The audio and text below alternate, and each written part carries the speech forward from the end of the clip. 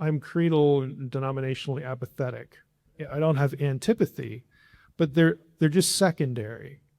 They're useful. They were useful in my own life, and I know lots of people whose lives they're very useful in. But because I'm not oriented by that. I've not felt like I was at a crisis point at any given point. It was all about trying to understand the text and what it says. I don't feel that it has impinged upon my faith in any way, because I don't conflate the faith with any particular tradition that I happen to be in at any given time. In other words, that's sort of maybe a fairly obtuse way of saying we're still looking at the biblical text, and the biblical text is what delivers truth to us. It's not our tradition. It's not what I was taught to think about a certain passage. It's not, what I heard in the pulpit 3 weeks ago. It's the text. And so, again, in my experience, the more I learn about it and how to approach it, it is still the source of truth. So in that sense, I've changed, positions on things. I think a little differently about this particular thing over here. And it's like, oh, well, that helped convince me that I was right all those years ago about that. It has helped me kind of know where to land better, know where to back off better, just to sort of live with ambiguity in the text. That doesn't bother me anymore. So I tend to be very text driven, and that, like I say on the podcast all the time, what I care about is, I'm not anti, fill in the blank or whatever tradition. And people there are a lot of people who've read Unseen Realm now.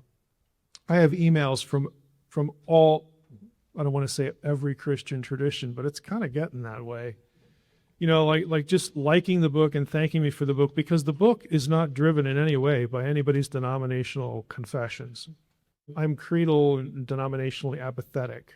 I don't have antipathy, but they're just secondary.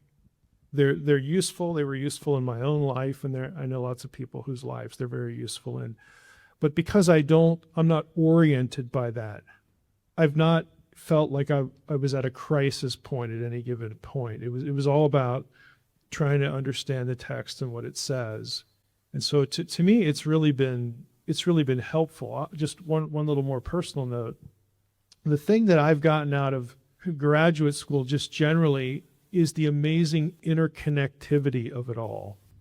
That to me, when you sort of whip out the trivia, oh, we got 66 books here written over X number of years and different authors and whatnot, and that's significant.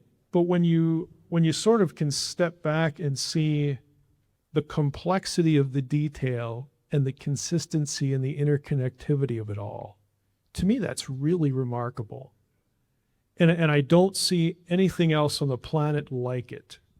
And that's one item. And the other item is the coherence of Scripture, the coherence of its propositions, I think are actually strengthened the more we are able to understand what it says on its own context. And I'm talking about philosophical coherence, intellectual coherence. But for me, the supernatural stuff, all of it extends from the beginning proposition of, is there a God or not?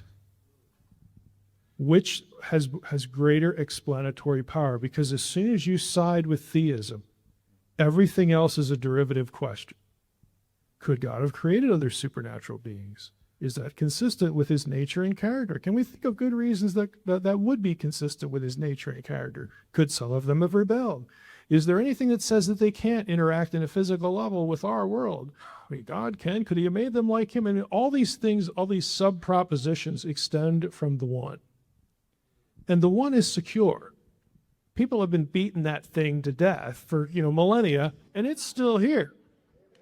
Okay? And the proposition that there is a God, and that makes more sense than not having a God, that's been around a long time. It's taken a lot of flack. I have no reason to suspect that anybody's going to come up with anything that's going to change that. And so for me, it's just about, again, if we believe that God can act in the world and he gave us the Scripture, and we test that by, is the body of truth submitted in the Bible more coherent than this other stuff that's floating around here?